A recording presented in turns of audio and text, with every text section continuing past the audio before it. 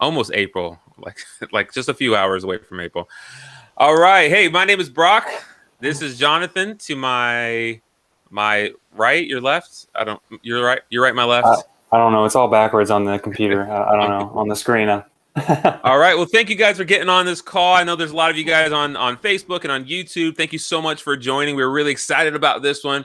We're gonna try to do these things more often because we're getting such great feedback. We're getting a lot of really good answers, really deep answers, questions answered. So it's a lot of fun. So if you guys don't know who we are, we both are part of this course called Breakthrough Guitar, and we just teach people how to break through on guitar. We teach people how to play guitar by feel and not focus. We get people to a point where they don't have to think about theory and scales and modes and all that, where they can just play what's inside of them, what is trying to get out. So that's our goal in life. We love to teach. We love playing music, and these calls, these Answerpaloozas, is where we get on and we just try to answer as many guitar questions as we can within an hour or so. And yeah, Jonathan, how you doing? I'm doing great, man. That's about it. I think just like you said, Brock. I mean, we like to get on and literally just help people. So there are a lot of unanswered questions. It's super easy to scour the internet, look for articles and YouTube videos and all that, but there's so many questions that go unanswered. So that's exactly why we have these Answerpaloozas, and they're a lot of fun. So looking forward to this one. All right, all right. Well, let me pull up the questions. I just have them here, and there they are. All right, so we're just gonna jump into it. If you guys are interested in learning more about Breakthrough Guitar, if you're watching on YouTube and you don't know about who we are and what we do, then there's definitely going to be some links in the description. But we really want to keep this call focused on getting some questions answered. So we are going to start from the top without any further ado and just get this party rolling. You ready? Let's go for it. All right. All right. The first question. All right. It's going to be: my fretting hand and picking hand aren't synchronized and I keep missing notes. How can I fix this? Man, okay, such a good question. So you have hopefully two hands. Actually, I'm just going to mention this first, that a lot of people, in fact, I would probably say around 70% of people who have taught or who have been able to help in some way think that there's something wrong with their hands, or their hands aren't the right size, or their fingers aren't the right size. And guys, if you ever have felt that way, there's two things I want to tell you. Number one, there are guitar players, amazing guitar players, with all size and shape of hands and fingers that are imaginable. So I'm talking, 5-year-old girls all the way to guys that weigh, 300-400 pounds, who are, and then also guys who are in their 80s, etc. So I understand that maybe if your fingers feel a little stiff right now, I understand that. There's a way to overcome that. There's a way to make your fingers more flexible, etc. And that's one of the things that we show inside the courses. But really, the nature of your fingers is not a roadblock. You may think it is, but it's really not. The second thing I would say is that go look up a guy named Mark Goffney. There are multiple people like this, but go look up Mark.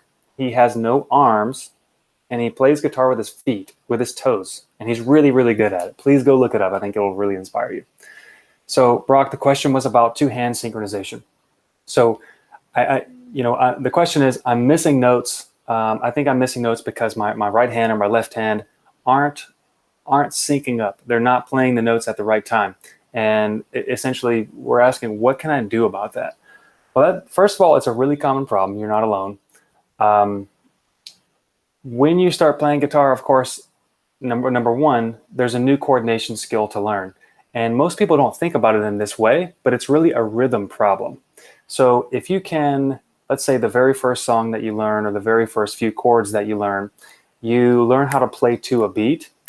Well, we might learn how to play, like, let's say one chord or two chords or three chords, etc., changing over those chords to a beat as if we were playing a song. But most people really don't focus on the fact that, I actually have two limbs. I have two different things, two different hands that actually have to be in sync.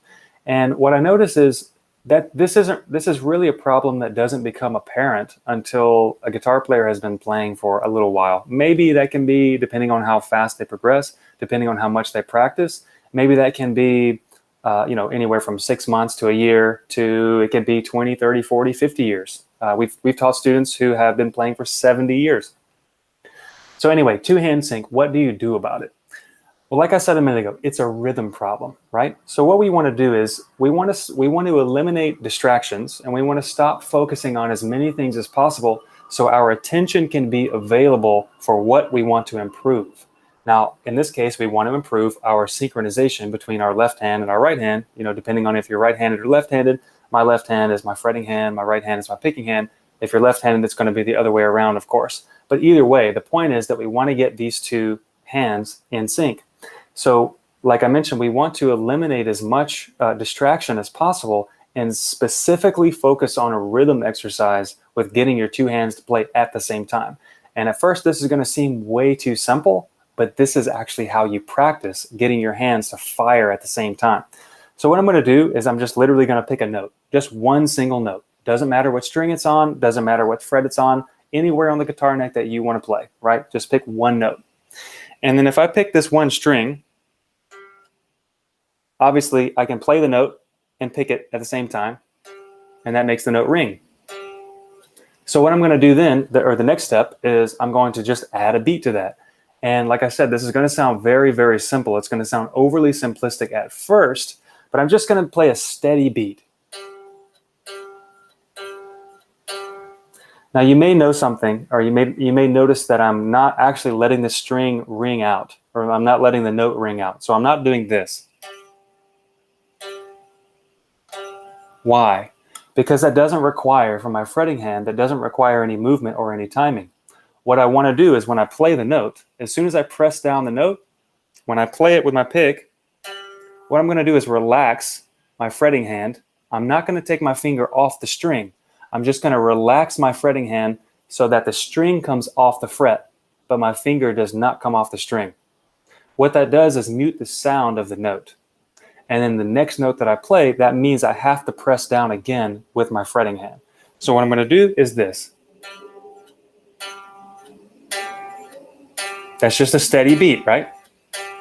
Okay, that's going to be really easy for a lot of people, but that's the first step. So the next step is to add more beats or play with a slightly different rhythm, or you can think of it in terms of playing drums on your guitar, but right now we're just playing one note. So let's say we're going to do something like this. Can you hear the beat there? Or you can change it up.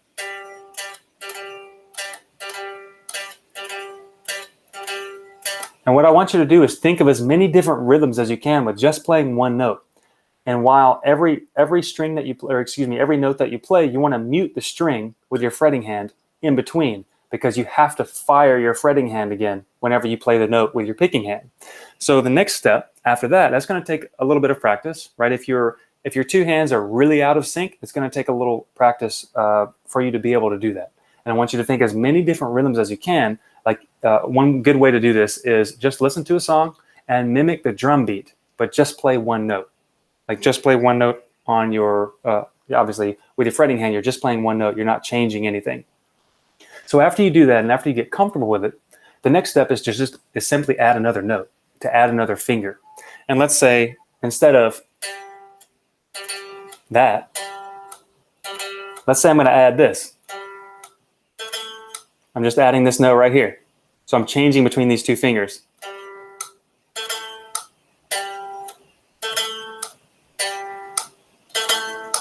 And you can think of different rhythms. Again, it helps if you just listen to a song and mimic the drum beat. But as you start changing notes and start adding fingers, you start to get your two hands in sync. You start to get them to fire, essentially, at the same time. Now, I only played with two fingers. This is just an example. But of course, you want to add your other fingers as well. Now, in this case, we want to focus on the rhythm. We want to focus on the rhythm of the notes that we're playing, not necessarily the sound of the notes that we're playing. Yes, we want the notes to ring out, but it doesn't matter. Let's say we're playing a scale. It doesn't matter if we're playing in a scale or if we're playing right notes or wrong notes. That's not the point for this exercise. Even if I play all these consecutive notes, it doesn't matter. Even if I did this as a rhythm.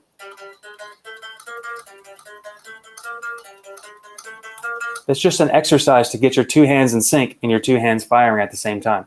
So again, just following those steps is exactly what I would do to start working on your two-hand sync. Yeah, that's really good stuff. Awesome. Yeah, I think that's going to help out a lot of people. All Cool. right.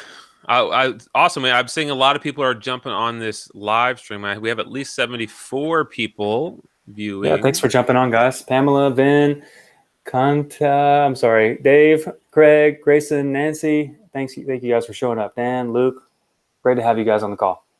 Yeah, very cool. Awesome. So next question. The next question is gonna say, how perfect or complete should a lesson be before moving on? So they kind of want to know, like, do they need to keep like at it for a long time, or can they just move on, or what do you recommend, Jonathan? That's a great question, and I want you to restate the question again, just because it's so important to hear how the question is worded. Yeah, What was the question again? how perfect or complete should a lesson be before moving on? Okay, how perfect, the word perfect was used. How perfect or complete should a lesson be, or whatever you're practicing, should that be before moving on? One of the biggest mistakes, and please listen closely, one of the biggest mistakes that guitar players make that prevents them from making really rapid progress is what I call staying on the vine too long. Now, let's say hopefully you've heard of Tarzan swinging through vines in the jungle. I really hope you've heard of that. If you haven't, please look up Tarzan. You'll know exactly what I'm talking about. So let's say that you were Tarzan and you were learning how to jump from a treetop and swing on a vine, and then swing on another vine, and then another vine, and that's how you're going to work your way through the jungle, right? That's how you're going to move through the jungle, swinging from vine to vine. So let's say you're learning how to swing from vine to vine, and the very first time you jump on the vine, you swing on it, and you don't let go. What happens when you don't let go? You go backwards, and then you go forwards, and then you go backwards, and then you eventually stop. And the only way to go from there is to let go, drop to the ground, and go back climbing up the tree and start all over again, right? Most people stay on the vine too long. The only way to, if you were going to swing through the jungle on a vine, the only way to get to the next vine is that if you, let's say you grab a hold of the vine, you start swinging, right before the top of the swing, you let go and you grab another vine. And then you swing on another one. And then you grab another vine at the right before it, the swing is over. You grab another vine, and then you keep swinging, and that's how you develop momentum. So the question or the mistake when we're thinking, how perfect or how complete should a lesson be before moving on, the mistake I think is thinking that it needs to be perfect, that it needs to be complete before moving on, and that's really not the case. You see, just like walking up a flight of stairs, each stair is not designed to get you to the top. It's designed to get you to the next stair. So as long as you just take the next step and push your legs up a little bit, and as long as you can reach the next step, you don't need to reach the top from the middle stair, or you don't need to reach 4 steps up from the middle stair. You just need to reach the next step. So when you're on a lesson, what I suggest is, if you've heard of the 80-20 rule, what I would suggest is play a lesson or work with a lesson until you feel what I usually call reasonably comfortable. Meaning, do you pretty much have it? Do you have it about 80%? Do you get how it works? Can you reasonably do it? It doesn't need to be perfect. And in fact, I recommend that it isn't perfect, because you're going to slow your progress. You're going to stay on the vine too long, and then you're going to swing back and forth, and eventually you're going to get stuck. And this is the exact reason why a lot of guitar players, I would say most guitar players, maybe even all guitar players, get stuck playing the same old stuff. They get in a rut where they're playing the same old chords or the same old bits and pieces of songs over and over again. The reason is because they simply stayed on the vine too long. When you learn, let's say, a new chord progression, or maybe there's a new piece of a song that you learn, or maybe a little piece of a solo that you really like, even if you really like it, you should move on when it's still fun. Even if you want to keep playing it, you should really move on and learn something else new. Otherwise, you're going to risk staying on the vine too long. And just like fruit, if fruit stays on the vine too long, it rots, right? Nobody wants to rot. Nobody wants to get stuck. Nobody wants to stay in the same place. So again, to keep your momentum going, or to gain momentum in your practicing, you want to get to a point where whatever lesson, whatever the thing is that you're working on, get to about 80% of the way there, and then move on to the next thing. Hopefully, you have some kind of guidance, you have some kind of structure to where the next thing is a building block, just like a stair step in your progression or in your guitar journey, in your path, right? If you don't have that, if you are, let's say trying to be self-taught, if you're looking around on YouTube, maybe in books, and you're trying to figure it out yourself, this can really be a dangerous spot for you. I highly recommend to find somebody, find some kind of a path, find some kind of a stair step or a step-by-step system that you can follow, because that will guide you just like a GPS. If you're going to, let's say you go to a new country and you rent a car and you don't know where the grocery store is. Well, luckily you have a cell phone, hopefully, and you can punch in on the GPS, where's the nearest grocery store. The GPS will tell you exactly where to go.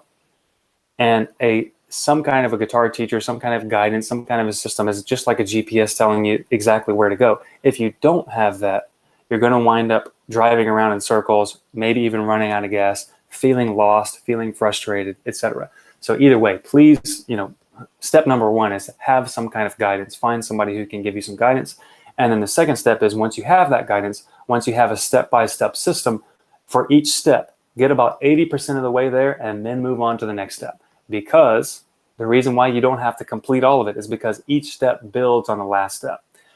By moving on to the next step quickly, when you get 80% of the way through the last step, not only are you going to make rapid progress, you're also going to complete the last 20%, so to speak, in the next step, right? You're always going to be covering your bases as you move up the stairs. Just because you, let's say you run up the stairs and you don't spend that much time on each step, you're still going to be at the top, right? That's the goal, is to get to the top, not to spend the perfect amount of time on each step. So that's what I would do. Yeah, just a thought on that, where you're talking about like you're going from vine to the vine. A lot of times people will be like, the thought process is, why am I even swinging on this vine? Like, why am I on this vine? Like, or maybe do you think that the vine is the thing that's gonna be the goal for you? But the Exactly. goal is to get from point A to point B, right? Once you get to the top of the stairs, you've gotten to your destination, right? It might not have been the best skill, or you might not have strengthened your legs the perfect amount walking up the stairs, but you now know how to get to the top of the stairs. And I think that's the goal, the end goal in mind. So a lot of people don't think about that, right? You want to get from point A to point B, learn the skills as you're going through it, get well enough to take your foot from one step to the next step, but go to the top of the stairs. That's the goal. So last thing on that, Brock, we all of us are guitar players. We're all in the same journey together, right? And what happens is we usually have the same questions, because we all see the same YouTube videos. We see the same books out there. We run into the same struggles and we run into the same challenges. That's the reason I wrote a book called How to Get Unstuck. It's actually, the subtitle is actually the top 10 progress killing mistakes most guitar players make and how to avoid them. Now, that is essentially the culmination of 23 years of struggling to figure out how guitar works, how to actually play the things so you sound musical, etc.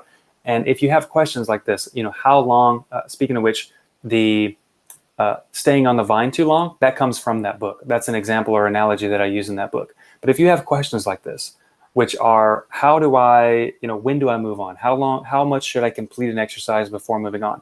Or how do I know what to practice? Or how do I know how long to practice? Things like that. If you haven't picked up that book, just grab the book. It's just a couple bucks. How to Get Unstuck, the top 10 progress killing mistakes most guitar players make, and how to avoid them. That will answer all those little questions. Awesome. Well, thank you for that answer.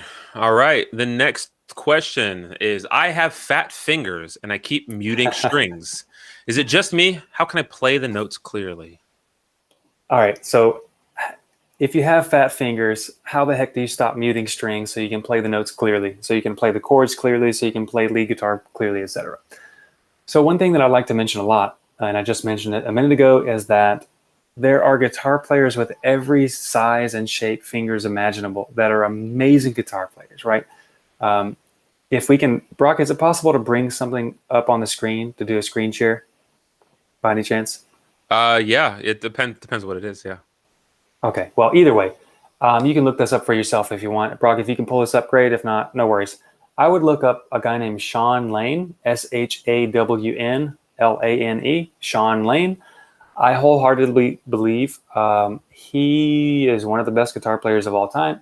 Even if you don't like his style, there's just something in him that he was able to express. We all have inside of us. We all have that music inside of us that we want to express, but just the way that he does it, the way he's able to do it, um, it's I mean, miraculous is the only word that comes to mind right now. But please go watch a video of Sean Lane. Unfortunately, he had a disease where he ended up dying in his early 40s. It's a really sad story. One of the greatest guitar players of all time, similar to like Stevie Ray Vaughan or somebody like that, right? Amazing guitar player, died way before their time. But Sean had this disease where he had to take certain medications that actually caused him to gain weight.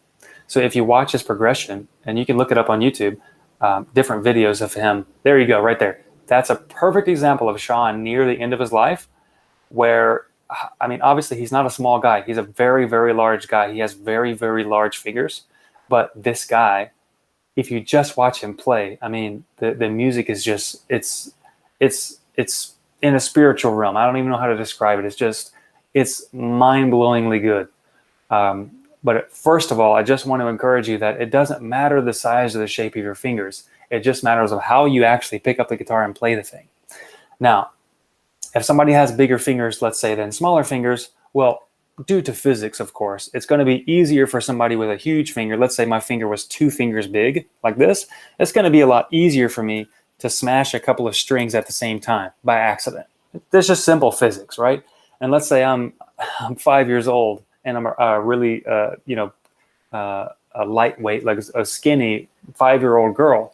Obviously, my fingers are going to fit into the strings easier than if I weighed maybe 300-400 pounds, right? Like, unfortunately, like Sean Lane. But again, that doesn't matter. What matters is what I'm imagining is that most people don't realize that they play the guitar, they press down the strings with more of the pad of their finger, this part of their finger right here. And I'm not saying they play like this. Like if I was going to play this note right here, I'm not saying that they play like this. They try to bar the string or anything. But what you want to do is play more with the tip of your finger, just like this. I don't mean so much on the tip where your fingernail is digging into the fretboard. That's not going to allow your finger to move around. It's going to feel very uncomfortable, and you're probably not going to be able to make the note ring out. But you want to play with your fingertips. And if you notice really, really good guitar players, watch my fingers. If you notice really, really good guitar players, you see how the tips of my fingers are touching the string right now? Just like if I'm doing this, it's the tips. I'm not doing this. I'm not pressing the pads of my fingers down. And that's a very common problem for up-and-coming guitar players or amateur guitar players, partially because the actual muscles in your knuckles or the actual muscles in your fingers aren't quite strong enough yet. And that's just a result of, number one, not doing enough dexterity exercises, which is one of the things that we teach. And then another thing is simply experience. Simply playing a long time, you develop certain muscles. Just like if you were going to join a bowling league and maybe you just started bowling 6 months ago, and then you have a friend who's been bowling his entire life, and he goes to bowling tournaments, etc. Well, of course, he's going to have little muscles in his fingers. He's going to have a little bit of extra coordination that you're just not going to have in the beginning. That's just part of the journey, guys. Like, we're all on this guitar playing journey together. Look, it's a journey. There's a reason they don't call it a sprint, right? It's not a sprint to, let me just learn everything I can about guitar in 2 months, and then I can play like Yngwie Malmsteen or Jimi Hendrix or whatever. There are a lot of people that can play like that, but it took them a lot longer than 2 months. And the point is, just focus on the journey. Focus on the incremental improvements that you can do every single day. In this case, if you have large fingers, I suggest trying to practice with the tips of your fingers. Even if you mute strings that are around the string that you're trying to play, just like this. If I'm trying to play this string right here, even if I touch this string up here or this string down here, it doesn't matter. I'm still going to make this one string ring out. So that's exactly what I would try. What I would suggest is just playing. Try to practice with the tips of the fingers. Yes, I love it. Fall in love with the journey, right? Exactly. Yeah. Not right. The band. Cool. Not the band. The actual journey. Most, a lot of people like that band anyway, right? So, okay. All right. How do I know? This is a great one. How do I know what key a song is in just by listening to it? Is it a rule that whatever note or chord the song starts with, that the key is in, that the key it is in? Question mark. Okay, so we have two questions there, and I want you to help Yeah. me. I'm going to answer the first one, and then I want you to help me remember the second one so we can divide it up into two segments here. So the first one is, how do I know what key a song is just by listening to it, right? Well, the truth is you don't need to. There's two main things that you can do. The easiest way is to simply just Google it. Like if there's a song that you hear, maybe there's a Led Zeppelin song, Kashmir. Personally, offhand, I don't know what key that song's in. I'm going to do one of two things. If I'm hearing the music, or if I'm hearing somebody jam, or if I'm hearing another song that I really like, I'm going to do one of two things to figure out what key the song's in. And mainly right now, I'm going to do the second one. The first one is to simply look it up on Google. Literally, just type in Google, what key is the song Kashmir in? Or the song Kashmir by Led Zeppelin, what's the key? That'll just tell you right away, right? Why make it any harder than it needs to be? Mm-hmm. Now, the second thing is, you don't always want to if you have your guitar in your hands, you don't want to put the guitar down and whip out your phone or go to the computer and try to figure out what key is a song in. Not only can that kind of ruin the vibe if you're in a jam session, or if you're playing with other people, or you're playing in a band, etc., or if you just don't want to interrupt your flow. If you're sitting at home playing for your own enjoyment, you don't want to interrupt the session, if you will, with yourself. The second thing takes more time, but it is the better way, in my opinion, and it is the more freeing way. So the second thing is, you don't need to know what the key is. You don't need to know what the name of it is. You can actually figure it out as you start playing. Now, let's say, just for example, the song Kashmir by Led Zeppelin. I'm just using that as an example. So let's say I start hearing the song. Maybe it's on the radio, maybe it's on my computer, etc., and I just want to pick up my guitar and play along to it. So what I do personally, and what we teach students to get, the point that we teach students to get to, through our courses, through Breakthrough Guitar, is to literally just stick your finger on the fretboard and start feeling your way around for those right notes. Now, first of all, that might sound overly simplistic, and it might seem like, oh, well, that's just trial and error. That's going to take forever for me to figure out the key. But here's the key to finding the key. We have 7 different feelings in music. In other words, we have 7 different right notes. And in any song that you listen to in Western music, there are going to be 7 different feelings that are created by those 7 different notes. Now, only one of those notes is going to be the keynote, what I call the keynote. Some people call it the root note. I think that's confusing. I call it the keynote because it's the note of the key, right? Now, if you are, let's say, just playing a song, you can find the right notes pretty easily. And again, through what we teach in the courses, you can find the notes in the scale pretty easily, or you can find the notes in a pattern pretty easily, right? Without having to think about it. You don't have to know the names of the notes. You can just hear that they are the right notes. And what you want to be able to do is you want your ear to be able to lead you to the very first note in the 7 feelings. And when I say the first note, I mean the key note, the note of the key. Now, what does that feel like? Well, if you've ever watched a movie, let's say you watch Lord of the Rings or The Hobbit or something that's like a journey type movie, right? How do those movies always start? Movies always start where Frodo or Bilbo is like at home. The character is at home. Everything's peaceful. Everything's fine. Everything's calm. And then in the movie, they go on this big journey. There's a bunch of tension. There's crazy, there's conflict, right?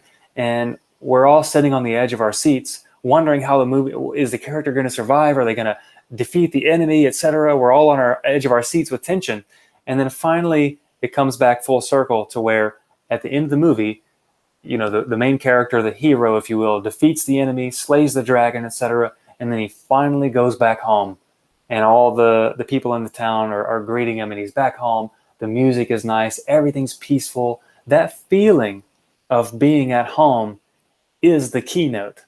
So when you, like I said, we teach this in our courses, but if you learn how to hear the 7 feelings through some of our ear training that we teach, coupled with the different scale patterns that we teach as well, you will learn how to hear the feeling of being at home. That feeling of being at home where everything is resolved, it feels final. It feels like you're at home. It feels like you're at peace, etc. That note is the keynote. So it doesn't matter if I don't know the names of the notes. I can just hear music and start playing somewhere on the guitar neck, and my fingers will naturally find a scale pattern that tell me the right notes or that fit the right notes. But my ear will guide me toward the, quote, home note. And if I really want to know what the key is, then I can look down and say, oh, I'm playing a D. Like this is a D note right here. I'm playing a D note. This song must be in the key of D major. Simple. That's how you know.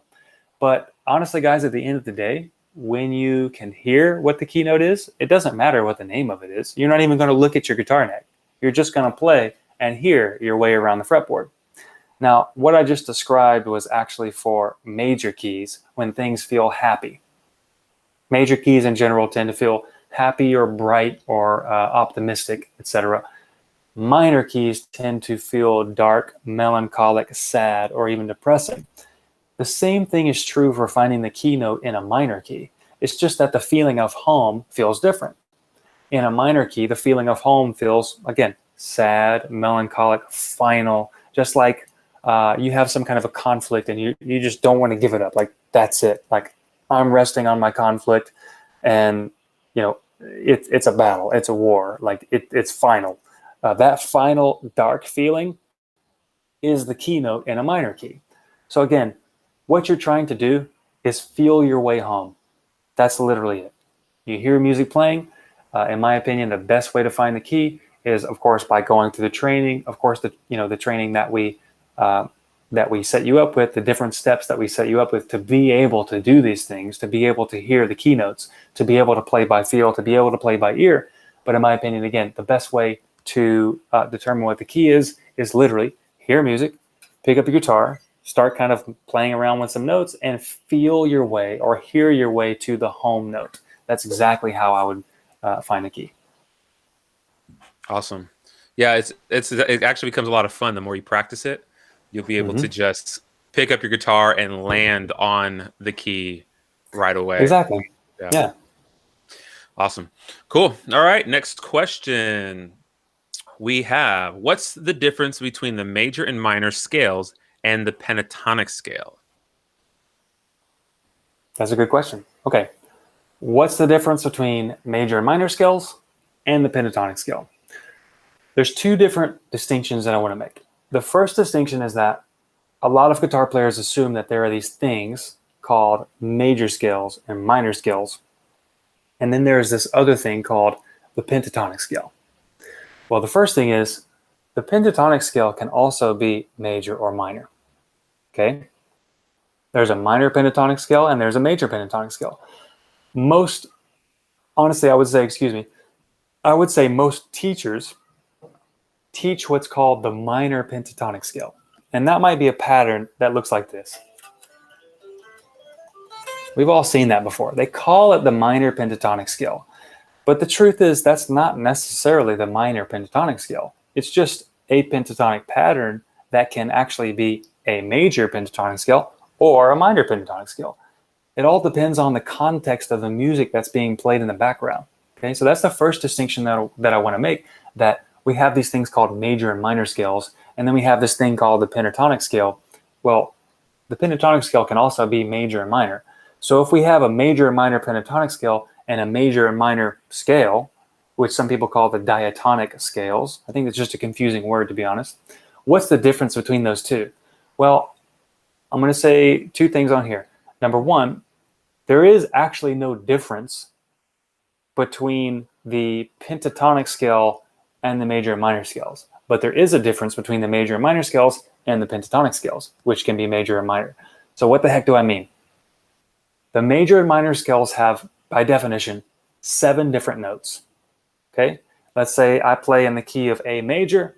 The key of A major has 7 different notes. And those 7 different notes repeat all across the fretboard.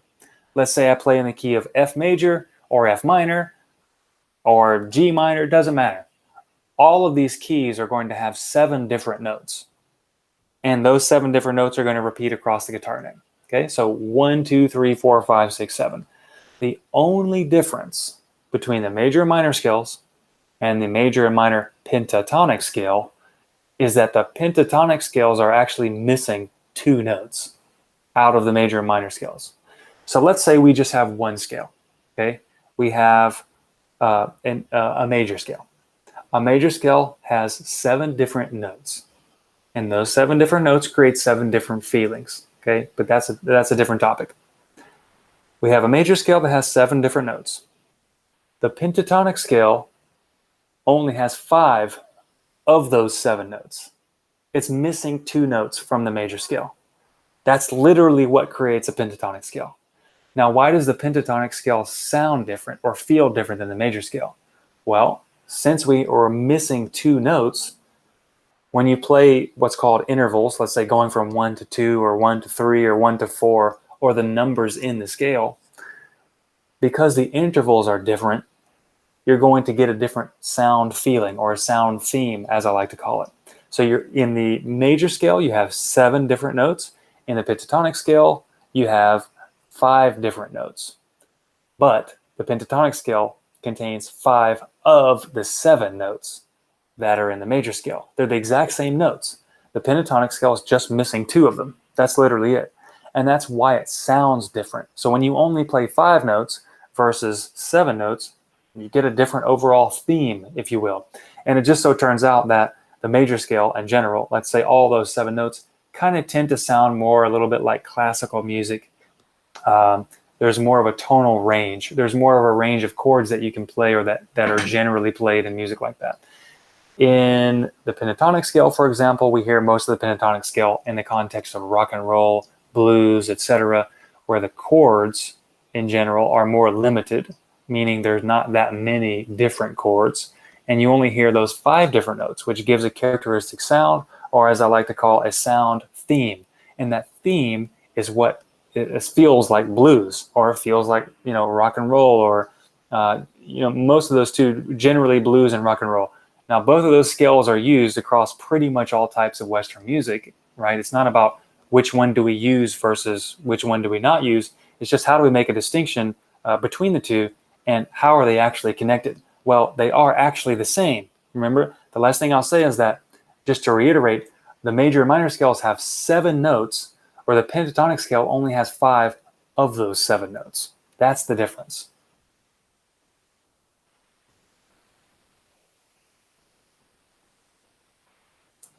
I think you might be muted, Brock.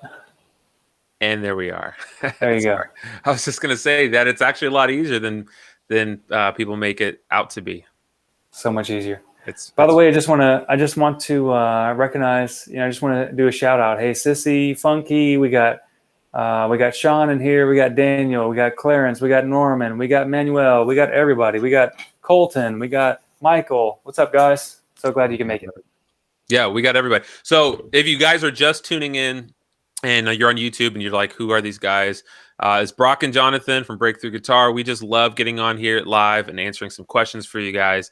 If you are new to our channel, definitely hit the subscribe button. We're posting backing tracks. We're posting questions from our previous Answerpalooza Q&As, where we answer some really great guitar questions. And there's just going to be a lot of content on this channel. So definitely hit the subscribe button if you're on YouTube. And give us a thumbs up. It's going to help out the YouTube algorithm. We're just giving out free info, free training tonight. So we want everybody on the internet to benefit. And we're trying to really answer the questions that aren't answered out there, right? Like, we all have questions. So we all want to know, how the heck do we get these questions answered? Nobody out there is telling us the difference between, what's the difference between the major and minor and pentatonic scale. All these teachers, all these gurus out there tell me that I need to learn this scale, I need to learn that scale, and they just show me what to do really fast, and I can't keep up. I have to rewind over and over again, or like, they just don't tell me what it actually means, and I can't actually apply it to my fretboard. Now, I'm sure some of you guys know exactly what I'm talking about, but either way, that's why we do this, guys, to answer those questions, to fill in the gaps, to get you to where you need to be. Awesome. All right, let's roll into our next question. When will you be adding more classes to the curriculum, and what topics are coming up next? Oh man, so I have to do this. So when are we adding new courses? What are we adding next, etc.? So guys, we've been talking to so many people in the community, so many people in the group, so many people in the super group, so many people in the courses. And essentially, I'm going to try to boil down everything that's coming your way. Number one, I just got done filming a course called Perfect Fretboard Vision. So if you're ever wondering about how the heck do I visualize a fretboard, what do I actually see when I look at this thing? What should I see, right? What do the pros see? How the heck do they make it look so easy, etc.? Perfect Fretboard Vision is going to answer those exact questions, and it's going to show you how you can visualize a fretboard to be able to freely move around a heck of a lot more easily, right? Another thing is blues. We're going to have a blues course coming your way. I personally grew up playing blues. That's actually how I started learning guitar. I played learning from guys like, or learning from artists like Howlin' Wolf, John Lee Hooker, the old stuff, the good stuff, right? Muddy Waters, all the good old blues stuff. B.B. King. So we're definitely going to have a blues course coming your way soon. By the way, as far as timing goes, Perfect Fretboard Vision is coming your way next month. And then these following courses will follow that really soon. So like I said, mention a blues course. Another thing that we're getting a lot of feedback on is chord melody. Chord melody and finger picking, those will be two different things. So we have chord melody. Chord melody is essentially how do I play chords and make a melody out of it, or make, like, let's say, a lead line, or what can be called as voice leading. Most people probably haven't heard of voice leading, but either way, chord melody, that's something else that's on our docket, so to speak, to create for you guys. And then, of course, finger picking. We have a lot of students who ask about, maybe they don't play with a pick, maybe they never have, or maybe they just want to learn about things like Travis picking or finger style, things like that. So that's one of the next courses that we're going to have coming your way. And then I would say the last topic offhand that I can think about right now is in the concept of harmony.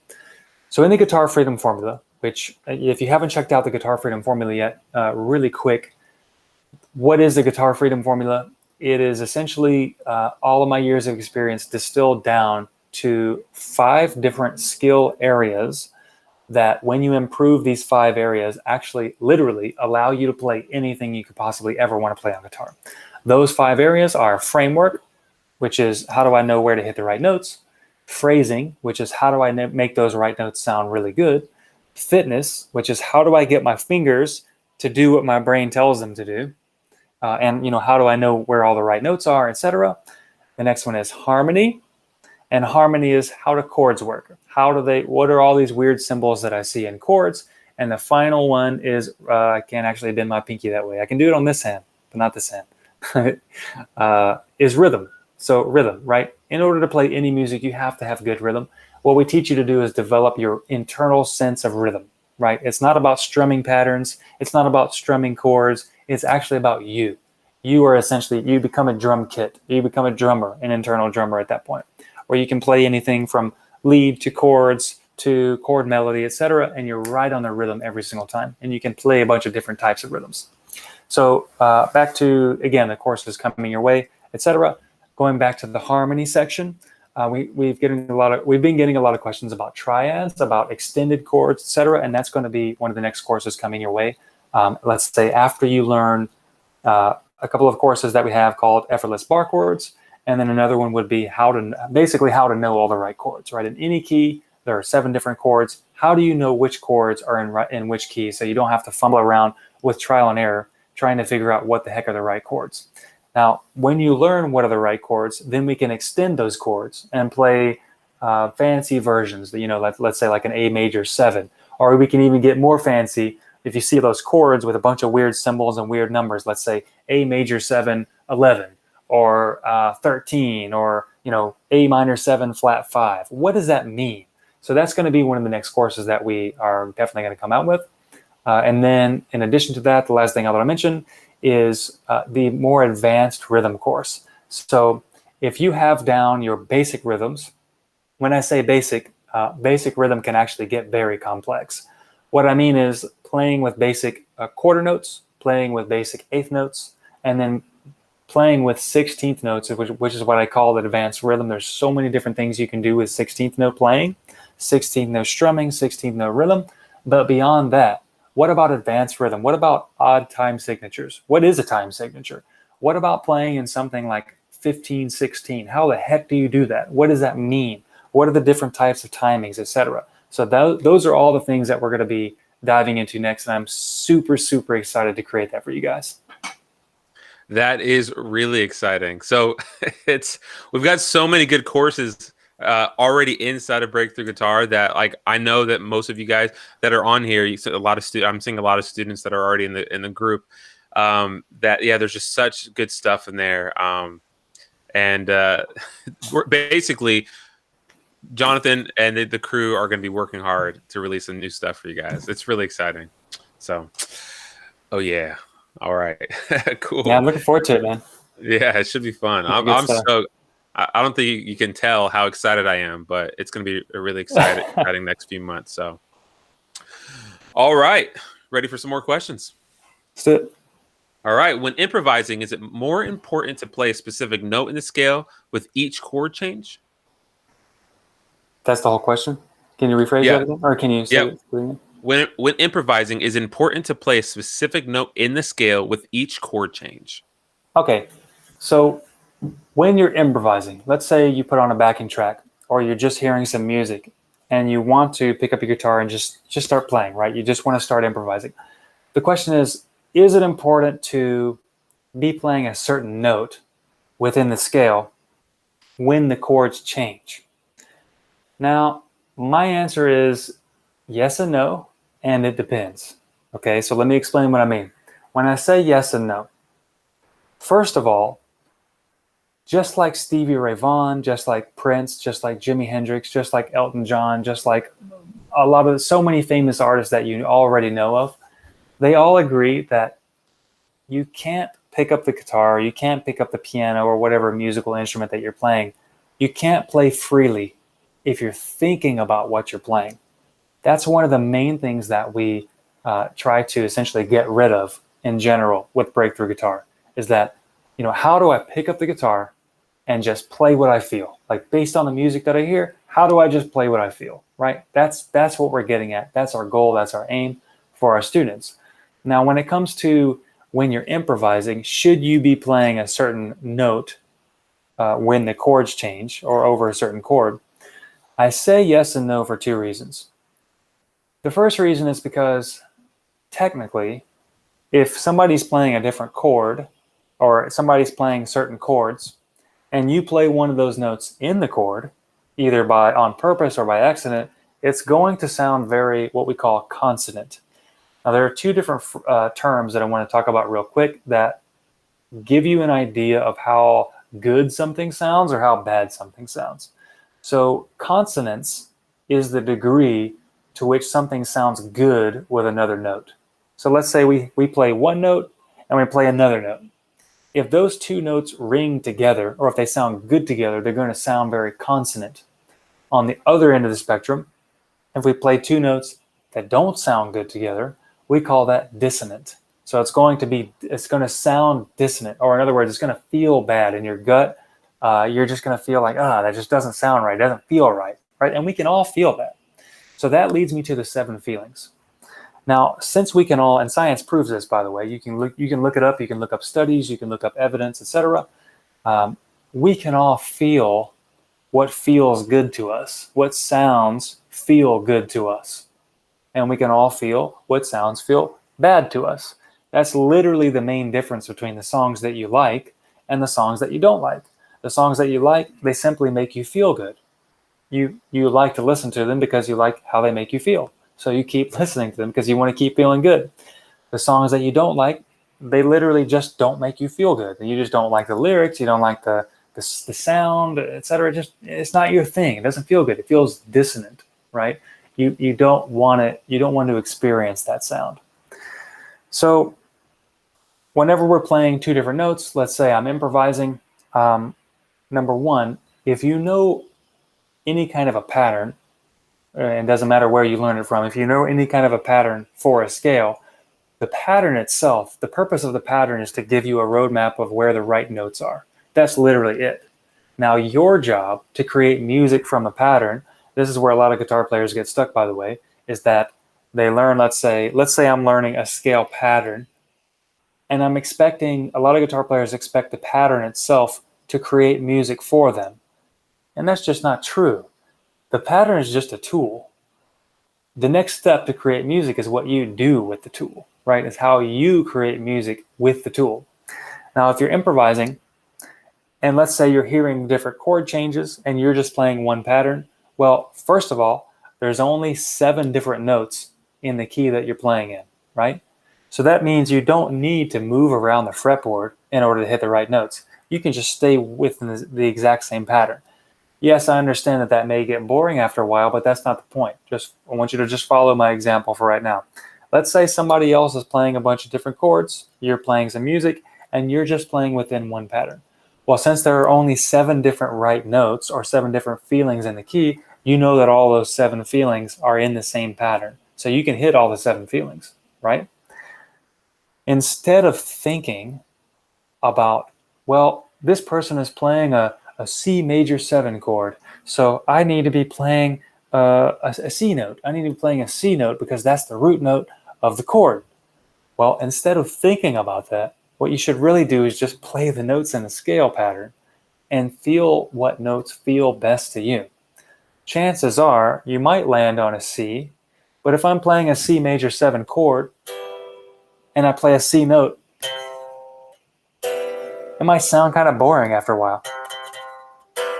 But what if I played, let's say, the 5th note? That one.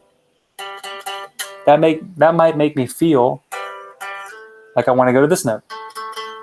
It's all about the feeling. So the first thing is, again, you want to learn the scale patterns so you know where the right notes are without having to think about it.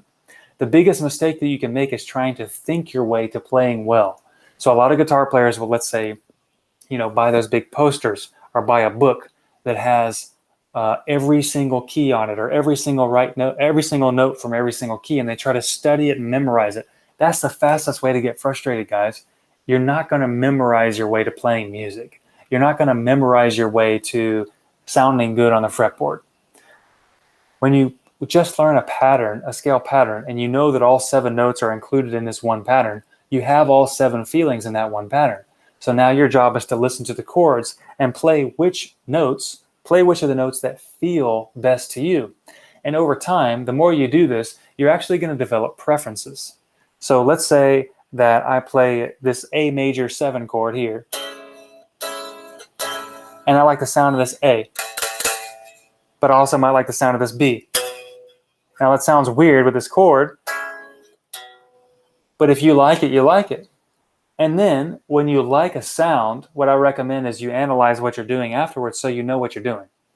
In other words, I know that this is a B note, and let's say in the key of A major, if I play this A major 7 chord and I play this B note, I know that in the key of A major, that's an A major scale, I know that this is the 2nd note. A B is the 2nd note. So if I play an A major 7 and I play this B note and I personally like the sound of it, well, that means that I like the sound of a 2 or a 2nd interval, or the number 2 in the scale played over, let's say, in A major 7, whatever the first chord is in the key. Let's say in this case, in the key of A major, I can make it an A major 7, just an extended chord. Don't worry if you don't know that right now. I'm just making an example. Let's say it's an A major 7. Well, I just happen to know that I like the sound of the number 2 note in the scale. And it's personal preference. What that means is, when I analyze it and I realize what I'm doing, like, hey, I'm playing this A major 7 chord, or in other words, I'm playing this major 7 chord based on the first note in the scale, and I happen to like the sound of a number 2 note over that chord, well, that means I can translate that to any key. Because it doesn't matter if let's say I'm playing in the key of F major, and I play the F major 7. If I like the sound of a 2, well, I know that a number 2 in that scale is always right here.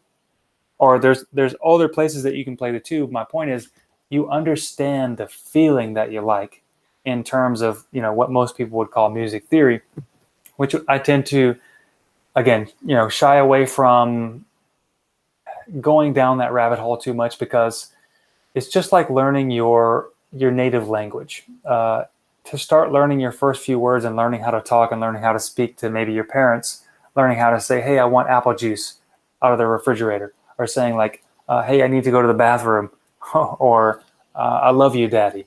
Things like that. You don't need to go to school to learn that.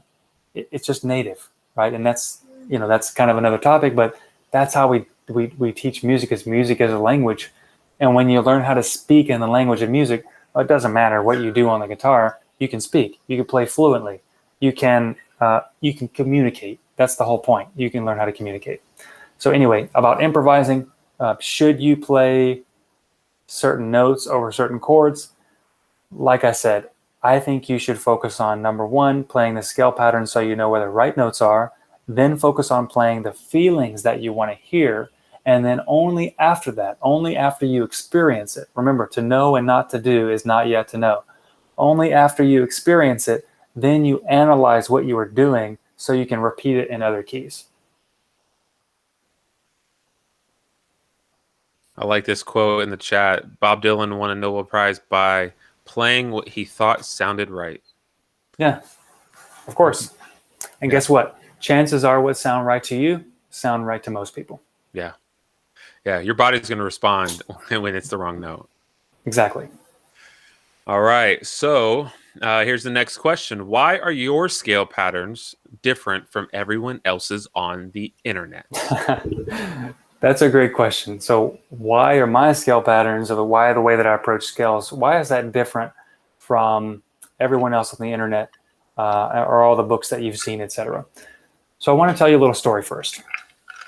So let's say there was a mother and there was a daughter, and every Thanksgiving they cooked a meatloaf together.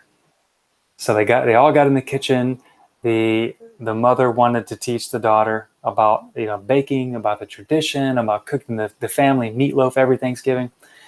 And when the girl was young, maybe the girl was 3, 4, 5 years old. She just went along with the mom. She was so excited to help the mom in the kitchen.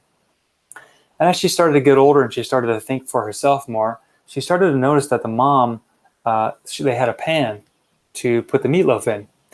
And she started to notice that the mom always cut the ends off of the meatloaf and threw them in the trash. And then, baked the meatloaf, cooked the meatloaf. So after a while, she said, "Mom, why do you always cut the ends off of the meatloaf?" And the mom says, "Oh, honey, that's what my mom always did." And then the little girl says, well, why did your mom always do it? And then the mom says, well, I never thought about that. I don't really know. Let's call her and ask her. So they call the grandmother, and they ask the grandmother, hey, grandmother, you always, whenever we make Thanksgiving meatloaf, you always cut the ends off of the meatloaf. Why do you do that? And then she's like, oh, honey, my mother always did that. So that's what we did too. And then they're like, well, why did great grandmother do that? Why did she cut the ends off of the meatloaf? So luckily in this case, great grandmother was still alive. So they, one Sunday, they all together, the daughter, the mother, and the grandmother all went to the great grandmother's house for Sunday lunch. And they were sitting around eating, and they asked the great grandmother, hey, great grandma, whenever you make those amazing Thanksgiving meatloafs, why do you always cut the ends off? And she said, oh, back in whatever year, back in 1956, our pan was too small. We had to cut the ends off so the meatloaf would fit in the pan so we could put it in the oven. So why do I tell that story? I tell that story because most people do things the same old way because that's how they've always been done. And they don't really question why. They don't really question, why is it this way? Now, when it comes to playing guitar, I used to ask this question all the time. One time I thought I was so smart because I bought 2 really thick 200-page books. That's 400 pages of scales, nothing but scales. They were books from Princeton. I was like, oh man, I'm going to learn from Princeton. I'm going to get the textbooks from Princeton. I'm going to be a rock star. I'm going to be amazing at guitar. And guess what? I never got through more than 3 pages of either one of those books. Why? Because it was nothing but lines of scale patterns. Like that was it. Like there was no, what do you do with this? There was no progression. There was no, what do I do next? How do I apply it? What do I play this with? Etc. So of course I wound up getting frustrated, right? So as I was learning guitar, and I look out there, and I still to this day it's exactly the same, which is why we're doing what we're doing with Breakthrough Guitar. I look out there, and there's all these guitar gurus and teachers out there that they teach stuff the same old way. It's the same as it's always been.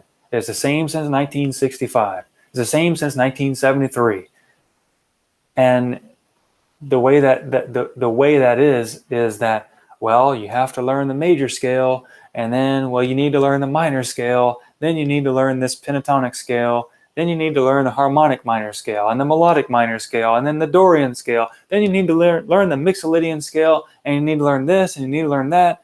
And the whole time, like as a student, I'm just sitting there thinking, well, why? Like, how does that connect with this? And how does like what I just learned? I mean, how do I need to learn how to play with that, or should I just like be able to just regurgitate it?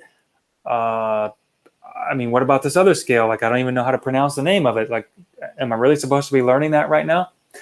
So the question is, why are my scales, why the way that I approach scales and scale patterns, why is it different from everything else out there? To be perfectly blunt, because in my experience, everything else doesn't really work. Now, what I found is that pretty much everything else, you learn different pieces of a puzzle. So like I said, you learn this scale and that scale and this scale and that scale. And it's up to you to figure out how it all works together. It's up to you, the student, to figure out how it all connects together and actually make sense of it and actually be able to go in between the patterns and actually be able to make music out of it and understand the why behind what you're doing. Well, guess what? It really doesn't work for most of us. Like 95% of guitar players never worked for me. Never worked for any student that I've ever taught. It just doesn't really make sense. And as a result, there's so many guitar players, myself included, in the past, that we just think that all this stuff, all this theory, all these scales, etc., is so complicated that you have to be a genius to understand it all, or you have to have a high IQ, or like Jimmy Page from Led Zeppelin he was a genius. He was so good. But that's just not true. That's just a myth. So why are my scale patterns and whatnot different? Because when you learn the way that I teach it, everything connects together for you by design. You don't have to try to connect anything together. I've already done the work to arrange everything so that as you walk up the steps, as you do the steps in the courses, that it all actually comes together on its own without any effort from your part at all. And I think that's the most amazing part about it. And that's why we have students, for example, who have been playing for 55 years. Had a student named Tom who was playing for 55 years, never could figure it all out. And within less than 2 months, he literally could play anywhere on the fretboard. He understood everything about it. He understood everything, all of it. It all connected together. The light bulb came on for the very first time. And it's all because of the way that I've arranged how to connect the scale patterns together. The way that I've arranged, or the way that I've changed what most people call this, I call it something else. Or most people teach this, I actually say don't even forget about that. For instance, like the cage system. Literally don't waste a second of your life on it. It's not going to help you. You may think it's going to help you in the short term, but it actually only sets you up to get stuck later. And that's what most people won't tell you. Probably because either they just want you to, buy their book or whatever, or watch their YouTube videos, or they just don't know it themselves. And, again, I'm sorry, but that's what I've found to be the truth. So again, why are my scale patterns different? Why is my approach different when it comes to scales and connecting everything together? Because while everybody else out there makes you learn all these crazy different pieces and try to connect it all together yourself, which almost everybody is never going to do, I've laid it out in such a way, from seeing the big picture, I've laid it out in such a way that it all connects together itself. If you just walk up the stairs, you're gonna get to the top. That was really good. I'm dying here because Jack says I have 44 meatloaf ends in the fridge. Hey Jack, send some of those my way and include some barbecue sauce if you don't mind. Oh man, my wife's got a killer meatloaf recipe, so I'm Hey, tearing up. I'm sorry. Killer Meatloaf is a great band name, by the way. Hey, all right. Hey, that was really great. If you guys didn't get anything out of that, you need to rewind and watch it again because it was so good. Yeah, great example. Why are people still learning guitar the same difficult ways, and people still teaching the same methods over and over and over again? It's because that's how they were taught. So there has to be a better way. I will say that I went through the course, and I was blown away once you hit the freedom key formula. It literally puts everything together to the point where you're like, I don't have to learn scales and patterns anymore. Like I know there's a formula, and I just put the formula wherever I need it, and it works. And probably sounds biased coming from me because I work at Breakthrough Guitar, but honestly, like it was. I've been playing. I toured professionally for 11 years. I've been playing for 20 plus years, multiple instruments, and that was like a huge aha moment for me that I don't have to do it the same way everybody else is doing and struggle because someone's already paved a way for me, like created a pathway to make it so much easier. So check it out. And you you shared the stage with Bon Jovi too, right? Yes. Yeah. I share the stage with Bon Jovi. I played at the Grand Ole Opry. I've done all that good stuff. And I didn't learn this stuff. Just goes to show you guys. Yeah, it just goes to show you that even the most famous guitar players that you see up there doesn't mean they know their stuff. They're just good at what they do. I've had those conversations with people on the road where you learn the songs. A lot of the guys you hear on the radio, these bands, the guitar parts are written in the studio with other guitar players there who may not be in the band, or the producer is going to say, hey, you try this part or try that part. And the guitar players, it's great, right? They're really good at playing those parts, and they learn those parts. But a lot of these guys don't know why they're doing it. They just know it sounds good. They can't. Well, some of these guys can't even really recreate something better than that on the fly until you've played it a million times live, and then you can kind of improvise off of it. But there's a lot of guys that don't know. Like, I have good friends that are just like, I'm really good at playing the parts that I played. I can play chords really well, but like I don't have that freedom. I hear it all the time. I live in Nashville. I hear that all the time. They just don't have that freedom. This gives you that freedom on how to really play the fretboard. So step off my soapbox for a second. All right. So we got a couple questions left. We're trying to keep this around an hour. So I do want to apologize. There's a ton of really good questions in the chat.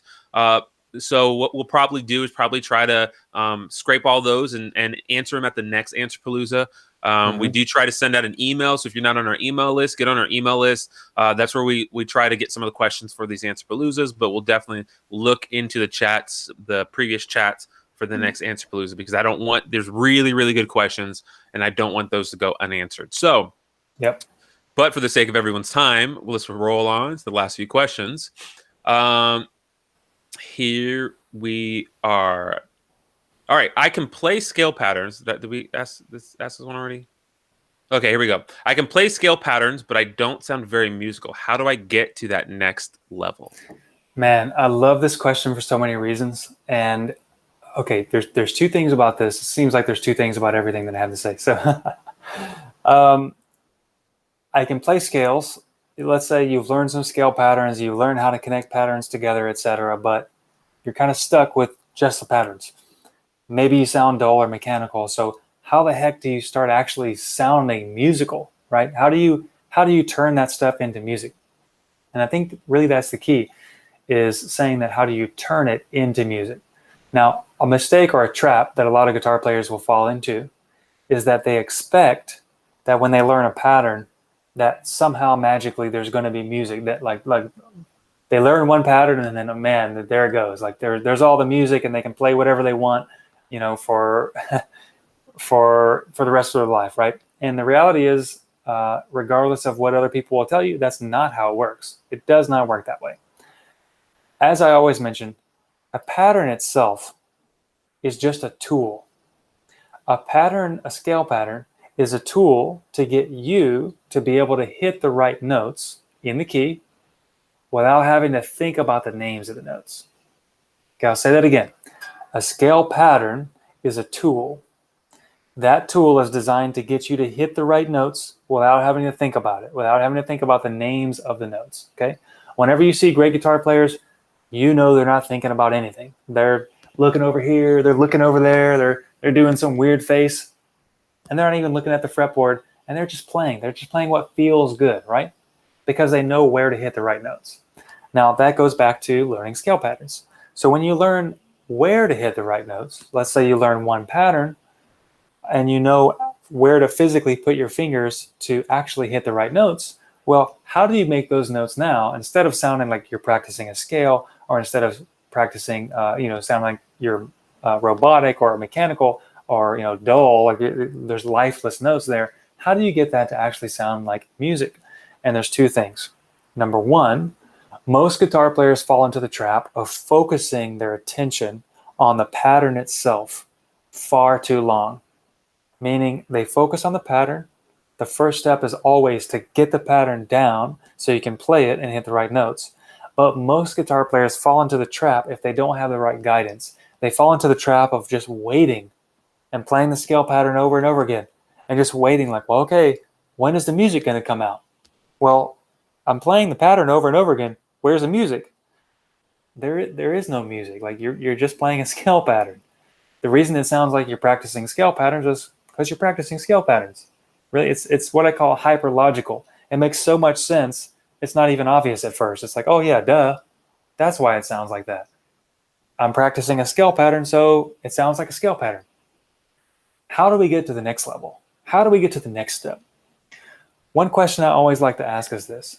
If I have, let's say, a guitar strap, and I take my guitar strap off and I lay my guitar on the floor, lay my guitar on the ground, how long do I have to sit there and wait before the music starts coming out?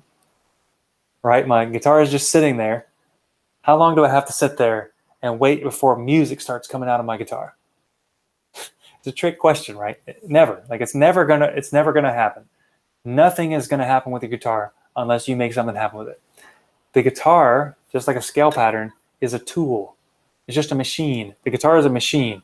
It doesn't do anything unless you do something with it. A scale pattern is just a tool. It's not going to do anything unless you do something with it. Just like a hammer. If I have a hammer, well, just because I have a hammer in my hand, it doesn't mean I'm going to be able to hang a picture on the wall. It just means that I'm holding a hammer. And as long as I keep looking at the hammer in my hand and keep thinking like, well, shoot, when is that picture going to be on the wall? Well, you're going to be disappointed. You're going to be waiting for a long time because it's not how it works. Yet that's what most guitar players think. They think that when they have this tool, when they have this scale pattern, that, well, the music is just going to magically come out. The reason I mentioned the whole thing about laying the guitar on the floor and waiting for the music to come out is because the music, guess what? The music doesn't come from your guitar. The music comes from you. You are the musical instrument. The guitar is not a musical instrument. It's just a machine. It doesn't do anything. I can show you this thing all day long and you're never going to hear a sound until I put my fingers on the fretboard and make some sounds with it, right? So we've all got a song stuck in our head before. Like we've all been listening to the radio, listening to our favorite CD, etc. And we've all got that song stuck in our head that we just can't get out. First of all, that's proof that you can hear music in your head. We can all do it. If you've ever got a song stuck in your head, you can hear music in your head. Second thing is, if you can hear music in your head, then you can play it on your guitar neck. With the tool of a scale pattern, you can already hit the right notes. The next step is, how do you create music with those notes? And the key is that, again, I said that the music comes from you. And essentially what you're doing is you're looking to either mimic another instrument, and I'll mention that in a second. But essentially what you're doing is if you have a scale pattern, you have all the 7 notes in any key within one pattern. You have all the notes. All the available notes are right in there, right? If you move across the fretboard, first of all, you don't need to do that to hit all the different notes in the scale pattern. All you're going to be doing is changing the pitch of the same 7 notes. You're going to be playing the same 7 notes or the same 7 feelings in different octaves across the fretboard. So the first thing is stop thinking that you need to move across the fretboard. You don't need to. It's fun to do that. That's another level up. But to start making music, you simply focus on the tool that you already have, which is the scale pattern, which tells you where the right notes are without having to think about it, right? Then with those feelings, with the 7 feelings, with the 7 right notes in the key, what you want to try to do is sing through your guitar. So whatever you hear in your head, you're going to hear a little melody in your head, and you want to try to mimic that on your guitar. Or in the beginning, you might not actually be able to hear the melody in your head. Maybe you can get a song stuck in your head, but maybe you can't invent melodies on the fly yet. You can do it, but maybe you can't do it yet. If you can't do it yet, then what I suggest doing is listening to some other music that really inspires you. Listen to maybe a lead guitar player, listen to a saxophone player, listen to a singer. Singer is a really, really good one. And try to mimic the melody that they're doing within the notes in that tool, within the notes in the scale pattern that you have. Does it take practice? Yes. Is it going to take some time? Yes. But can you do it? Yes. You have all the right notes in the scale pattern. Now what you want to try to do is sing with the notes in the scale pattern. Remember, as I said, that all music comes from you. It doesn't come from the musical instrument. So that means that every musician that you hear, whether they're playing a saxophone, whether they're singing with their voice, whether they're playing a guitar, a trombone, a tuba, it doesn't matter. All of the music comes from the people. So what you're trying to do is mimic the melody of the people, of the musicians that you're hearing with those notes. And once you start to get a few simple phrases down, let's say you start with maybe some phrases that are very simple that only contain 2 or 3 or 4 notes, and you try to mimic it with the scale pattern that you're playing, that's how you start to sound musical. You start to be able to essentially style the notes that you're playing inside the scale pattern. Or you start to be able to do things like bends and slides or vibrato. And those are what we call phrasing techniques, which we teach the basics of phrasing techniques in a course called Irresistible Phrasing 101. Essentially, that means, how do you start sounding really, really good to the point where other people really want to hear you play, where it sounds like music, where it sounds like if I'm walking down the street and I hear somebody playing, like, what is that thing that catches my attention, that gets my ear, makes me stop and listen to it? That's phrasing. That's how you play the notes in the scale pattern, right? All the notes are already there. That's the easy part. The part that gets you to the next level is to start practicing your phrasing. And like I said, you can start doing that on I would suggest starting out very simple by doing 2 or 3 or 4, maybe 5 note phrases, 5 different notes at a time, 4 different notes at a time, 3 different notes at a time. But the place that you can get the musical inspiration for the phrases is by listening to other players, saxophone players, singers, trombone, horn players are really great in general, trumpet players, but obviously other guitar players, etc. So that's how I would start to try to start making your scale patterns sound like real music. Yeah, I taught on that a little bit, where like you can even take it a step further and listen to like really famous speeches, like Martin Luther King or somebody like that. Or have you ever heard like a piano player, organ player sitting behind like a black preacher or something like that, where the preacher will say something and the piano player will say the same thing on the piano or on the organ.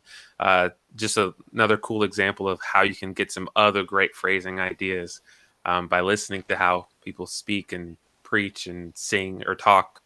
So yeah, that's awesome. Mm-hmm. All right. Can you give me a great exercise for pinky finger strength and dexterity? That's a great question. So how do you improve your pinky finger strength and dexterity? The first thing to realize is that, number one, no human being is born being able to play the guitar. And whenever we consider like what a guitar is these weird like spaces that we can put our fingers, and there are like multiple strings that we can it's a very calculated thing that we have to do. It's a very delicate thing. Has to be learned. Nobody can just do that, right? That also means that every single guitar player that you've ever seen, their hand or their fingers has been conditioned to do what it does on the fretboard, right? I couldn't do this at first. I couldn't do that for a number of years, actually. Not that it takes years, but that I needed to know what to do. I needed guidance on how do I actually improve my dexterity with my fingers, etc. But the point is, just the fact of being aware that you can improve your dexterity, that's step number one, that you need to improve your dexterity.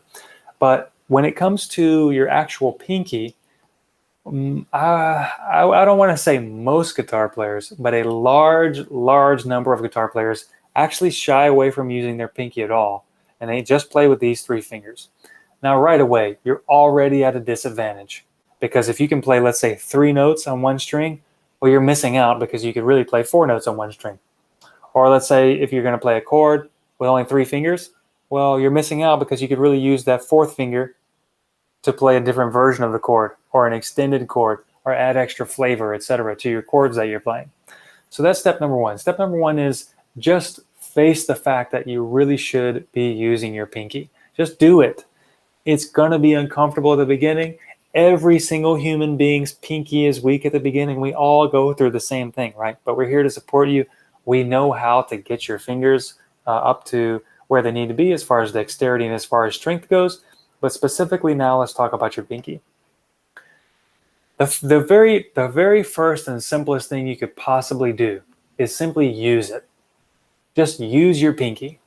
So if you have a scale pattern that calls for using your pinky, just use your pinky. It's going to be awkward at first, it's going to be tough, etc., but do it anyway. It doesn't need to be perfect. You just need to do it. That's where the progress is, in doing it. We don't even want to try to make it perfect. We just want to do it. Just by doing it, we'll make your fingers stronger. It's just like it's literally just as simple as tying your shoes. At the very beginning, when you were learning how to tie your shoes, you had to learn how to put one lace over the other lace and learn how to make a loop and learn how to, pull it through and finally make a nice bow, etc. It took a while, right? But over time, you just did it and did it and did it and did it. And now you can probably just tie your shoe and be looking at somebody else and having a conversation and not even thinking at all about tying your shoe. You just tie your shoe and boom, your shoe's tied. You don't even think about it, right? So the first step is just do it. Just use your pinky. Now, if you want to specifically work out your pinky, then there's some very, very, very simple exercises that we can do. One would be, you can do this with any finger, but I'm specifically just going to show it with a pinky right now. So let's say I'm going to play this note with my ring finger. It doesn't matter what fret I'm on, by the way. I'm just going to start on the low string here, the low E string. And then what I'm going to do is I'm just going to play the first note, and then I'm going to play with my pinky the note right next to it. So this note, then this note. This note, then this note. And then I'm just going to go down a string. So I'm going to do this. And I'm just going to keep going down all the strings. That's it. Then I'm just going to go backwards, starting with my pinky. That's it. That's literally all I'm doing on every string. Just that. If you just do that, and if you move this this little exercise that we did around to different places on the fretboard, just that is going to start getting your fingers in shape, start getting your pinky in shape to be able to use it. Another thing that you can do is simply play one note, let's say with your ring finger, and then play the next note with your pinky over and over again. And you can move it around.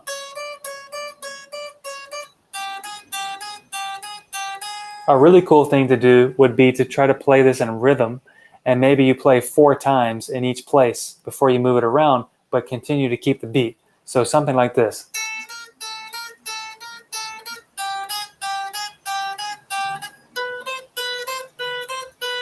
Just that. It doesn't matter where you play, just as long as you're keeping the beat and you're using your pinky. Now, the last thing I would say, I'll just give you 3 easy steps to do. The last thing that I would say is, let's say, again, you're playing on the high E string, and you want to do some kind of a hammer on, like that. I'm just picking one time. Here you go. I'm just picking once, one pick, and I'm going to hammer on.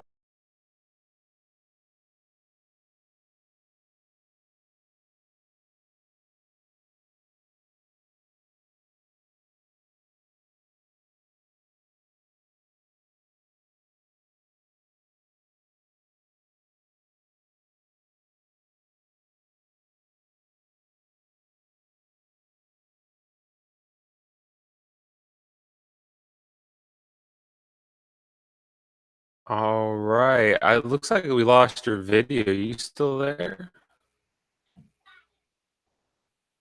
I can hear you. I can't see you for whatever reason.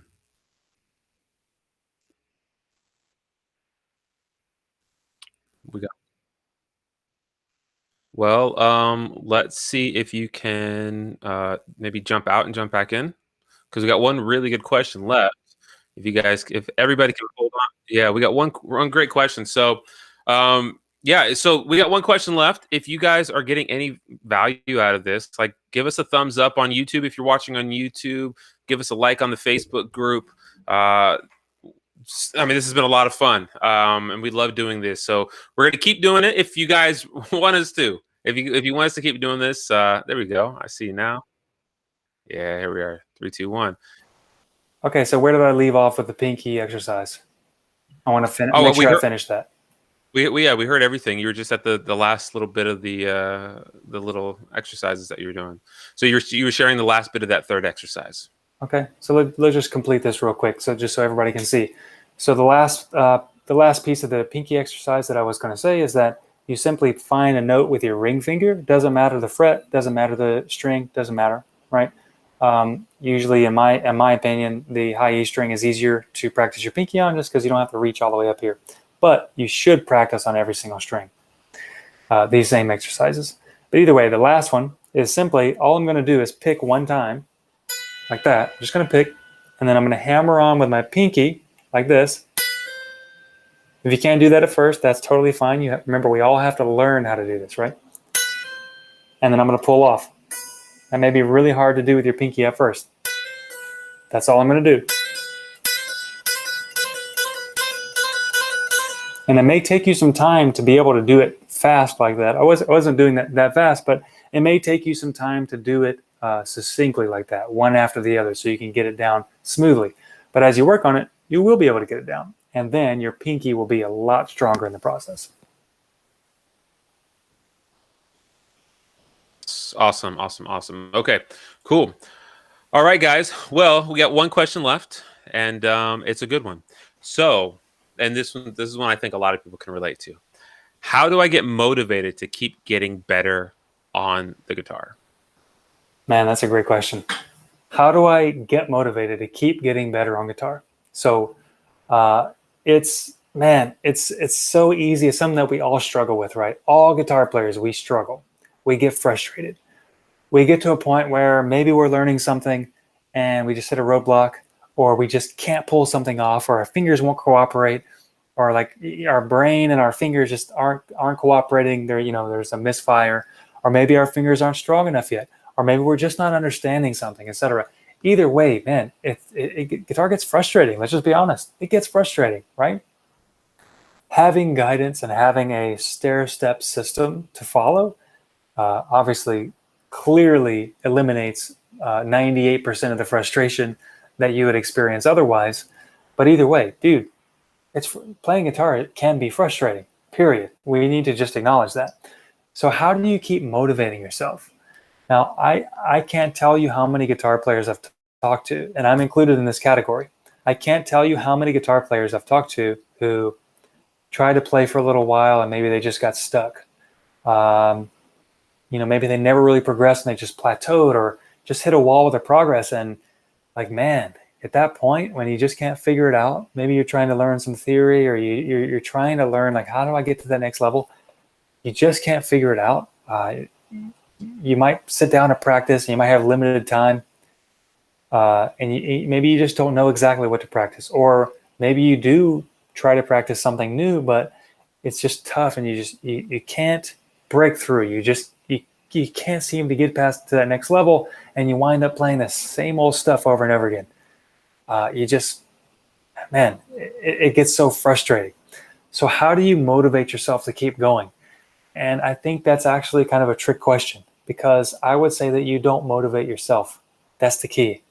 Most guitar players try to motivate themselves to keep going, and it doesn't work, because your own motivation can only take you so far.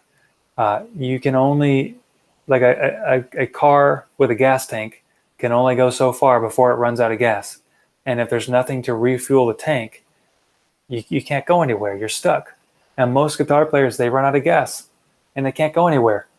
And it's unfortunate. It's the truth. So as far as motivation goes, there are a few key elements to being motivated from an external source, where you don't have to actually do anything, where it doesn't take effort on your part to be motivated, because it motivates you on its own. The first thing is, be around other guitar players who encourage you and support you, and who you also see struggling and making progress. There's a couple of things that happens, right?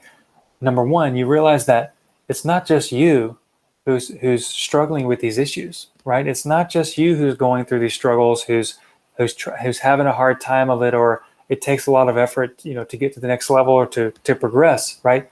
Everybody goes through the same thing. So just seeing other people who are along the journey with you, just like anything else, like when you were a kid playing with your friends, everything's more fun with friends, right?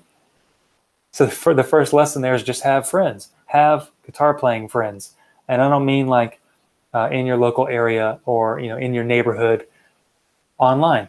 Have a community, join a community where there are other guitar players who are wanting to progress. Hopefully they're learning the same things that you're learning, so you can talk back and forth and they can help you overcome the same obstacles. They can help answer your questions, etc. And that's another thing. Just by being around other guitar players who are positive, who are focused on growth, who are focused on helping you, you're going to be also able to help them. So there are going to be other people. Once you start leveling up your guitar playing, you start getting better. You're going to see those other people who used to be where you were, and you're going to be able to start helping those people. And it's fulfilling, man. There's nothing more fulfilling than helping other people, period. But when we're talking about guitar, in my mind, there's nothing more fulfilling than helping other people express themselves, on musical instruments, specifically guitar. We all love guitar. We wouldn't be here. So that's the other thing. Another thing about being part of a positive guitar community, community of guitar players, is that you also see the people who are way ahead of you, or maybe just a little bit ahead of you, or maybe way ahead of you, right? But the point is, you actually see that it's possible. They say seeing is believing, and I believe that to a large extent, that when you see other guitar players who maybe were struggling at some level and then all of a sudden now they're playing at a different level, you see that it's possible. Or you see other guitar players who are playing something that you want to play. Or let's say maybe they learned a scale and they're starting to improvise and they make a video of themselves improvising over a backing track. And they're playing, and some of the right notes, maybe it's not perfect, but some of the right notes that they're playing just feels so good, just sounds so good. But that's just encouragement to know that you can do that. You can get there. Seeing is believing. If you see it, you know you can get to that point. And that just causes an upward spiral. So you continue to go up and up and up, and you get better. You feel motivated. You feel like you want to pick up your guitar. If you go to work, you think about guitar. When you're at work, you want to pick it up. You want to practice. You might even practice like on your leg or on your arm, like you're playing a guitar, writing something on a piece of paper. Or if you're retired, maybe you go play golf, or you're hanging out with friends, or whatever. You think about the guitar and it creates that itch where you just want to go pick it up. You just want to get back to the community. You just want to play with your friends, see what they're up to, see who has a new guitar, see who's progressed, see how good you can get in the hour that you have to practice. That's where the motivation comes from. That's where the most motivation comes from. Another thing that I would say is that listen to music that inspires you. In conjunction to, I think we all do that, right? We're all musicians. We all like music. We're all here because we want to play music. We all love music. We love listening to it. So I think most of us probably already do that. But listen to more music that inspires you. Listen to more artists. Listen to more players that you want to play with, or not play with, play like, that you like the style of. That the more you learn, the more you can actually hear what the players are doing. Or when you see them play, the more you learn, let's say about scales or chords or whatever it is, the more you can actually see what they're doing, and you can actually start learning just by watching what they're doing. Like, oh, they're using the pentatonic scale here. That's easy. I can do that, right? I just learned the pentatonic scale. That's super easy. You can totally do it. But it just creates, all of that together just creates an upward spiral where you learn, you have guidance. That's another key point as well, is that if you can see a path, if you have a path, if you have guidance, if you have somebody to tell you, here's the first step to take, here's the second step to take, here's the third step to take, it's cool, you're going to make it. You're going to make it on the first step. You're going to make it on the second step. We're going to make sure that you make it on the third step. That's motivating because you have a path, you have a goal, and then you have a community. You have people who encourage you, who inspire you, who you can see, because you can see it, you can believe that you can get to that point. It builds that belief in you, that it builds that fire. It makes you want to pick up the guitar. It makes you want to think about guitar more. It makes you think about like how good you can get, right? It expands your own vision of how good you can get, which is way, way, way, way farther than you ever thought. You can get so much better than you probably ever thought possible. And then again, listening to your favorite artists, listening to those guys that inspire you, or guys or girls that inspire you. Listen to the artists that like you love the style. It doesn't have to be guitar. It can be singing. It can be violin. It can be trumpet. It can be saxophone. Doesn't matter. Vibraphone. It doesn't matter. Just listen to something that inspires you. Having all of those elements together. You know, we have the phrase that greater than the sum of its parts. When you put all those parts together, something amazing, something magic happens. That motivation just comes. The growth just comes. The excitement just comes. You just want to pick up the guitar. You're just getting better. It almost feels like you're getting better without even touching the guitar, literally. Like you're getting better just thinking about it. Just watching people play, you're getting better because you're understanding more. You're seeing more possibilities. You're seeing more ideas. And again, the question was, you know, how do I get motivated to keep learning, to keep progressing on guitar?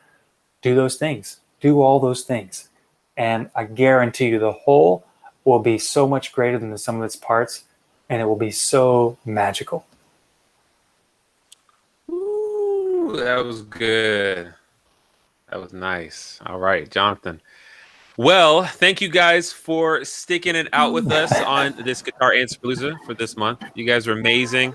Yeah, wow, we had a lot of great questions, and unfortunately we didn't get to everybody's questions, but we're gonna write them down. We're gonna add them to the queue for next month. We're gonna try to do this monthly. If you guys would be okay with that, let us know in the chat box if you want to see some more Guitar Answerpaloozas where we just answer your questions. And yeah, on YouTube and Facebook. If you are new to us on YouTube, man, we would love it if you would subscribe to our channel, give us a thumbs up. If you're a return visitor, make sure to share this to Facebook so we can get some more eyes on Breakthrough Guitar and the methods that we're teaching. I think we have some really unique stuff here. So, any final words, Jonathan? I think I just said it all. I mean, you know, look, guys, I just want to reiterate that there's a couple of things that I want to reiterate. Wherever you are in your guitar playing journey, you can get to the next level. You don't need to be a genius. You don't need to have a super high IQ.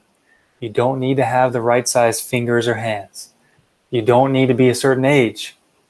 You don't need to have natural talent. You don't need to have some kind of a musical gift. All you have to do is just follow the proven steps that are proven to get you to the next level of playing guitar and becoming a better musician. The other thing, like I said, is as far as motivation goes, do the things that I told you will motivate you from the outside. You're not going to do it yourself. You need the external motivation. You need the support. You need the community. You need the other people. You need the guidance. You need the courses. You need the steps. You need all those things, right? You need that support around you to help boost you up to the other level. You know, there's a saying that I heard recently that if you try to reach your goals yourself, it's almost like jumping on a trampoline.